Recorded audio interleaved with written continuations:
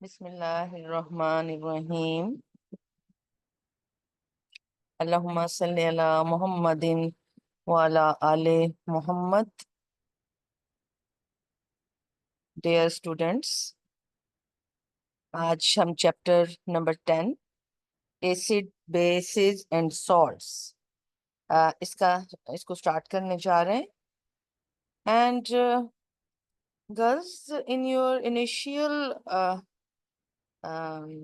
level, you will discuss nearly three definitions of acids and bases.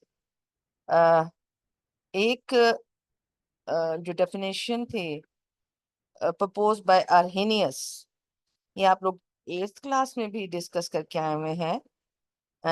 इसमें भी revise होगी। इसके अलावा आपने आप ब्रॉन्स्टन लोरे definition of acid and basis को भी समझना होगा।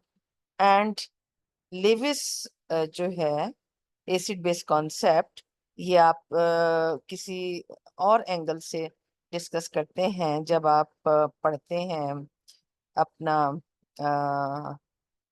कोऑर्डिनेट कोवेलेंट बॉन्ड, तो वहां आप Lewis concept of acid and bases भी डिस्कस करते हैं। चलिए हम अपना फर्स्ट एसएलओ देखते हैं। We have to define Bronsted Lowry acids. ठीक है, एसिड्स को हमने डिफाइन करना है एज प्रोटॉन डोनर्स, कि एसिड्स क्या चीज होते हैं जो प्रोटॉन डोनेट करते हैं। And similarly Bronsted Lowry bases को हम डिफाइन करेंगे, और उनको कैसे डिफाइन करेंगे? As proton acceptor.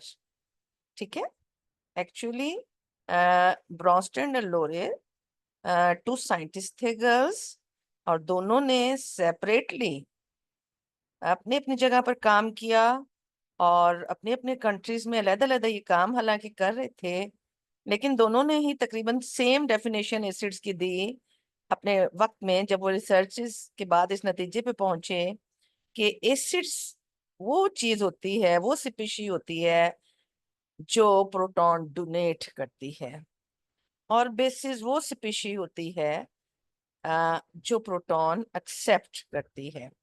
इसी चीज को हम जरा थोड़ा सा देखिए। ये ब्रॉन्स्टन और लोरे, इनकी पिक्चर्स मैंने आप लोगों के लिए लगाई ताकि आपको पता चले these are two different scientist, not a single one. अच्छा जी, अब हम इनका ब्रॉन्स्टन लोरे जो एसिड है इसकी स्टेटमेंट देखते हैं कि any species that is capable of donating a proton is acid. Similarly, any species, ठीक है, which is capable of accepting a proton is base. तो अब हमने इसमें प्रोटॉन, अब तक प्रोटॉन प्रोटॉन सुन रहे हैं, तो ये इलेक्ट्रॉन प्रोटॉन, ये वो उस लिहाज से प्रोटॉन नहीं है गर्ल्स, बल्कि हम देखते हैं कि हम एसिड बेस थ्योरी में प्रोटॉन से मुराद क्या ले रहे होते हैं। आप देखिए, हाइड्रोजन का एक एटम, आप लोगों को पता है कि उसके अंदर एक प्रोटॉन होता है हाइड्रोजन के एटम के अंदर, और जो आम आइसोटोप ज्यादा मौजूद होते हैं उसके अंदर न्यूट्रॉन भी इवन कोई नहीं होता। और इसी तरह हाइड्रोजन के एटम में एक इलेक्ट्रॉन भी होता है, और इसे हम H से रिप्रेजेंट करते हैं। हाइड्रोजन एटम की सिंबल H।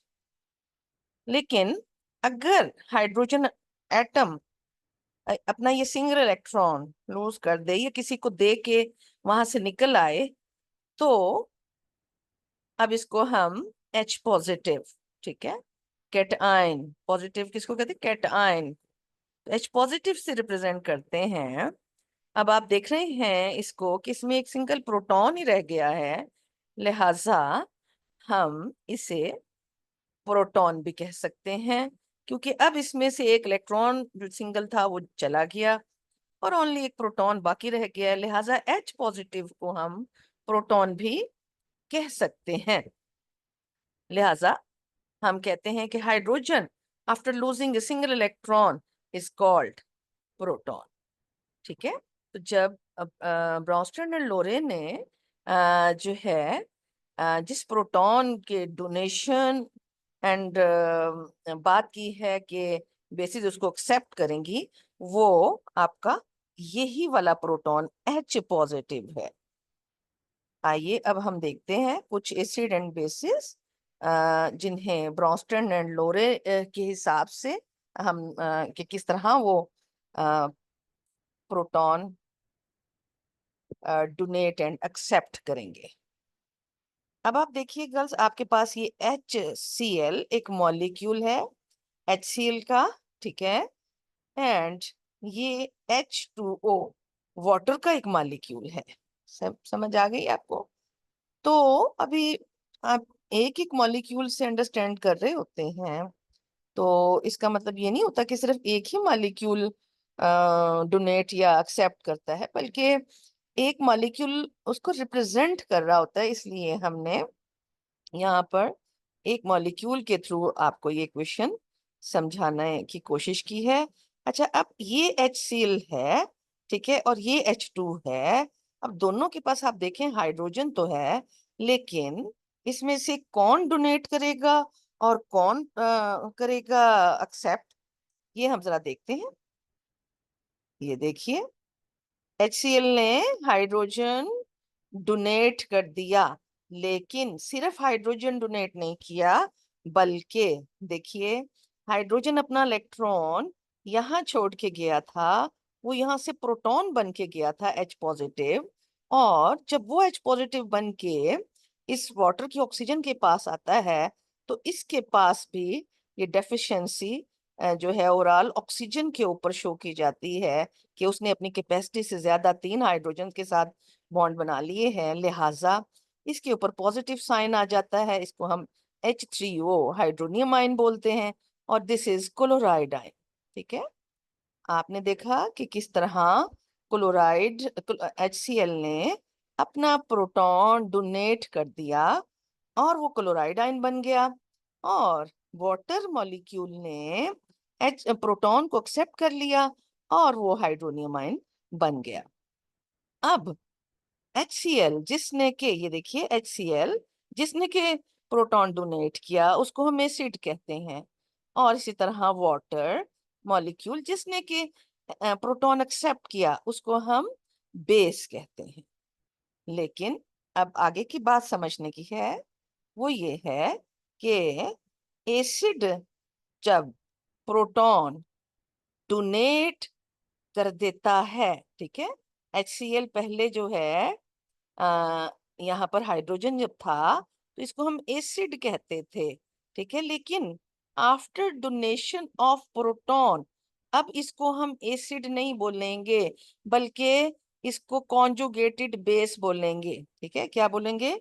Conjugated base. ठीक है, similarly after exception of proton, ये पहले तो बेस थी ना, इसने एक्सेप्ट किया प्रोटॉन, लेकिन अब इस वक्त जब इसने एक्सेप्ट कर लिया, एक्सेप्ट करने से पहले बेस थी, एक्सेप्ट करने के बाद अब जो चीज बन गई है हाइड्रोनियम आयन, इसको हम कॉन्जुगेट एसिड बोलेंगे। ठीक है, मैं इसको आपको क्यों हम ऐसा बोलेंगे, क्योंकि आप नेक्स्ट में आप देखिए ये क्या करेगा कि ये जो है, क्यों हमने इसको पहले जब इसके साथ H था इसको एसिड कह रहे थे, तब ये H डोनेट करने की सलाहियत रखता था, और अब ये H को एक्सेप्ट करने की सलाहियत रखता है, इसलिए अब हम इसको बेस कह रहे हैं, लेकिन सिंपल बेस नहीं कहेंगे बल्कि कॉन्जुगेट बेस कहेंगे। कॉन्जुगेट का क्या मतलब होता है ये भी मैं अभी आपको एक्सप्लेन कर दूंगी। अब ये देखिए, ये इस वक्त कॉन्जुगेट बेस है, ठीक है, और ये इस वक्त कॉन्जुगेट एसिड है। ये क्यों कॉन्जुगेट बेस है? क्योंकि अब ये क्लोराइड आयन प्रोटॉन लेने की एबिलिटी रखता है, और ये क्यों आपकी वो है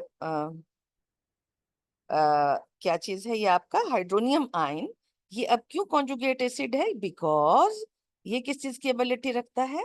ये अब प्रोटॉन इसको देने की एबिलिटी रखता है, लिहाजा अब ये एसिड नहीं सिर्फ कहलाएगा कॉन्जुगेट एसिड, क्योंकि इस पेयर में एसिड तो ये है और बेस तो ये है। अब इधर ये दोबारा रिएक्शन करने के लिए क्या है, इसको क्या चाहिए? प्रोटॉन वो इससे ले लेगा। अब ये क्योंकि एक्सेप्ट करेगा इसलिए बेस हो जाएगा, लेकिन बेस तो ये था, इसलिए इसको सिर्फ बेस नहीं कहेंगे, इसको कॉन्जुगेट बेस कहेंगे। क्यों इसको कॉन्जुगेट कहेंगे? कॉन्जुगेट का मतलब होता है जुड़वा। जब एक एसिड प्रोटॉन देने के बाद जो चीज बनती है एक एसिड में, उसको हम क्या कहते हैं? Conjugate base. सिमिलरली एक बेस में प्रोटॉन एक्सेप्ट करने के बाद जो चीज बनती है उसको हम बोलते हैं कॉन्जुगेट एसिड। कॉन्जुगेट का मतलब होता है जुड़वा, कि ये इसका जुड़वा था, इसके साथ जुड़ा हुआ था। एंड इस सिमिलरली ये चीज था पहले, इसलिए कॉन्जुगेट का लफ्ज यूज होता है। तो हम देखते हैं, अब देखिए ये इसने अगेन अपना एक्सेप्ट कर लिया प्रोटॉन, सिमिलरली उसने डोनेट कर दिया। तो हमने देखा कि कोई भी स्पीशी जो प्रोटॉन को डोनेट करती है उसको एसिड ही कहेंगे, और जो एक्सेप्ट करती है उसको बेस ही कहेंगे। लेकिन जब इक्वेशन की एक तरफ हमने एक चीज को एसिड कह दिया, तो उसके निकलने के प्रोटॉन के निकलने के बाद जो स्पीशी बचती है उसको उस एसिड की कॉन्जुगेट बेस कहा जाता है। सिमिलरली बेस प्रोटॉन एक्सेप्ट करने के बाद जो स्पीशी बनती है उसको हम क्या कहते हैं? उसको हम प्रोटॉन एक्सेप्ट करने के बाद कॉन्जुगेट एसिड कहते हैं। ठीक है, इसी तरह हाँ गर्ल्स, ये एक और एग्जांपल है। इसमें हम यहाँ पर देखिएगा अगेन दो मॉलिक्यूल्स हैं। अब ये वाटर मॉलिक्यूल है और ये अमोनिया मॉलिक्यूल है। पिछली एग्जांपल में आपको याद है, आप लोगों ने HCl एंड वाटर मॉलिक्यूल देखा था। वहां पे वाटर ने प्रोटॉन एक्सेप्ट किया था, ठीक है, किससे? HCl के से। और यहाँ पर अगेन वाटर मॉलिक्यूल है और अमोनिया मॉलिक्यूल है। और यहाँ पर एक अजीब बात देखेंगे, ऐसा नहीं होगा कि वाटर जो है वो यहाँ पर प्रोटॉन अमोनिया से लेगा, बल्कि जब HCl के साथ था तो वाटर ने प्रोटॉन एक्सेप्ट किया था, और यहाँ पर ये डोनेट करेगा। वहां पर पिछली केस में water was acting as base, और इस एग्जांपल में आप देखेंगे कि water is acting as an acid. जब एक ही मॉलिक्यूल कभी जब एसिड के साथ मिले तो बेस बन जाए, और जब बेस के साथ मिले तो एसिड के तौर पर एक्ट करे, तो ऐसे हम कंपाउंड को एम्फोटेरिक कंपाउंड कहते हैं। तो water is an amphoteric compound, क्योंकि जब ये एसिड के साथ मिलता है तो ये बेस बन जाता है, और जब ये बेस के साथ बनता मिलता है तो ये एसिड बन जाता है। अभी आप ये देखिएगा एग्जाम्पल कि यहाँ पर क्या केस हुआ है। देखिए ये आपका वाटर एंड अमोनिया जो है रिएक्ट करेंगे। ये देखिए, ये जनाब वाटर ने क्या कर दिया है, इसने डोनेट कर दिया अपना प्रोटॉन, ठीक है। और अब आप देख रहे हैं जो स्पीशी बनी है वाटर एंड अमोनिया में, after donation of proton, water ने डोनेट किया तो वो OH आयन रह गया, OH नेगेटिव, ठीक है, वो OH आयन रह गया। जबकि अमोनिया ने एक और हाइड्रोजन एक्सेप्ट कर लिया, तो ये 3 इसके पास पहले थे, अब इसके पास 4 हो गए हैं, ठीक है। 4 hydrogen ions it has now, and क्योंकि it is making more than its capacity, तो इसके ऊपर नाइट्रोजन के ऊपर पॉजिटिव चार्ज आ गया है, ठीक है गर्ल्स। तो इसमें आपने देखा क्योंकि वाटर ने क्या किया है, प्रोटॉन दिया है यहाँ पर, तो water is proton donor, it is acid, and ammonia is proton क्योंकि एक्सेप्टर है तो वो बेस है, ठीक है। यहाँ भी गर्ल्स हम वही एग्जाम्पल अगेन देखेंगे। क्या एग्जाम्पल देखेंगे कि अब दोबारा ये रिएक्शन कैसे हो सकता है, रिवर्स हो सकता है। कैसे? कि ये OH आयन क्या कर सकता है, इस हाइड्रोजन को वापस ले सकता है, और जब ये वापस हाइड्रोजन इधर आएगी, क्योंकि अब प्रोटॉन एक्सेप्टर OH आयन है, तो OH आयन जो है ये क्या कहलाएगा, सिर्फ बेस नहीं कहलाएगा बल्कि कॉन्जुगेट बेस कहलाएगा। इसी तरह अमोनियम आयन, क्योंकि प्रोटॉन अब डोनेट करेगा, इसलिए अमोनियम आयन को हम एसिड खाली नहीं बोलेंगे, बल्कि इसको कॉन्जुगेट एसिड बोलेंगे। ठीक है, अब हम इसको देखते हैं। ये conjugate base and conjugate acid है। देखिए, अमोनियम आयन ने अपना प्रोटॉन अब क्योंकि डोनेट किया है, तो ammonium ion was conjugate acid. OH ion ने क्योंकि प्रोटॉन एक्सेप्ट किया है, तो OH ion is the conjugate base. तो ये अब हम यही चीज जो है देखते हैं इक्वेशन की फॉर्म में गर्ल्स, कि किसी भी रिएक्शन में जब एक स्पीशी एसिड होती है और दूसरी बेस होती है, तो एसिड की प्रोटॉन डोनेशन के बाद जो स्पीशी बनती है, उसको हम उस एसिड की कॉन्जुगेट बेस कहते हैं। तो OH is the conjugate base of water. ठीक है, और इसी तरह उस रिएक्शन की जो बेस होती है, आफ्टर एक्सेप्टिंग प्रोटॉन, जो स्पीशी बनती है, that is called conjugate acid. ठीक है, तो अमोनिया की कॉन्जुगेट एसिड कौन है? Ammonium ion. ठीक है गर्ल्स, तो इसी तरह ये आपके पास एग्जाम्पल है ब्रॉन्स्टन लोरे एसिड एंड बेसिस की। देखिए HCl यहाँ क्योंकि प्रोटॉन देगा अमोनिया को, तो HCl इज द लोरे ब्रॉन्स्टन लोरे acid, while ammonia is base. ठीक है, जबकि दूसरे हाथ क्योंकि HCl ने प्रोटॉन दे दिया, अब जो बाकी चीज बची है दैट इज कॉन्जुगेट बेस, और अमोनिया ने ले लिया है proton, that is conjugate acid. ठीक है, नेक्स्ट इसी तरह आपके पास सल्फ्यूरिक एसिड एंड वाटर की एग्जांपल है, नाइट्रिक एसिड एंड मेथनॉल की एग्जांपल है। नाइट्रिक एसिड में देखिए, इसने अपना H जब दे दिया, तो ये एसिड था क्योंकि इसने प्रोटॉन दे दिया, लेकिन प्रोटॉन देने के बाद जो चीज बनी है नाइट्रेट आयन, इसको हम अब क्या कहेंगे? Conjugate base. और किसकी कॉन्जुगेट बेस है? ये नाइट्रिक एसिड की। तो नाइट्रिक एसिड की कॉन्जुगेट बेस ये है। ठीक है, इसी तरह मेथनॉल ने जो है ये मेथानोलियम आयन बनाया है, तो ये मेथनॉल का जो है कॉन्जुगेट एसिड कहलाएगा। सिमिलरली आपके पास एसिटिक एसिड है, जब वाटर के साथ रिएक्ट करता है तो ये प्रोटॉन इसको दे देता है, देने के बाद जो स्पीशी बनती है एसिटेट आयन, ये कहलाती है कॉन्जुगेट बेस। ठीक है, किस चीज की? एसिटिक एसिड की। तो acetate ion is the conjugate base of acetic acid. Similarly hydronium ion हमारे पास ये कॉन्जुगेट, अब ये क्या बन जाएगा? कॉन्जुगेट एसिड, क्योंकि ये प्रोटॉन अब डोनेट कर पाएगा। ठीक है गर्ल्स, नेक्स्ट जो है हम इंशाल्लाह ताला SLO अपना नेक्स्ट उसमें सेशन में डिस्कस करेंगे।